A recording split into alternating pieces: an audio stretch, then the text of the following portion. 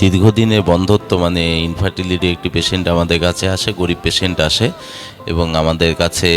আমরা তার sign symptom মানে লক্ষণ উপসর্গগুলো আমরা পরীক্ষা করে দেখি এবং তার মাধ্যমে আমরা জানতে পারি যে পেশেন্টে সুগার বলে সাসপেক্টেড করি, সুগারের পেশেন্ট মানে টাইপ 2 ডায়াবেটিস, এবং সেগুলোকে টাইপ 2 ডায়াবেটিস আমরা একটি মাত্র সুগার পরীক্ষার মাধ্যমে ফাস্টিংয়ের মাধ্যমে আমরা তাকে ডায়াগনোসিস করি এবং ডায়াগনোসিস করার পরে সুগারের যে ট্রিটমেন্ট মানে ডায়াবেটিস যে ট্রিটমেন্ট সেটাকে শুরু করি এবং মাত্র 6 মাসের মধ্যেই মা প্রেগনেন্ট হয় এবং আজকে ইউএসজির মাধ্যমে আমরা সেটাকে জানতে পারি যে তার বাচ্চা সুস্থ আছে এবং প্রেগনেন্সি নর্মাল আছে।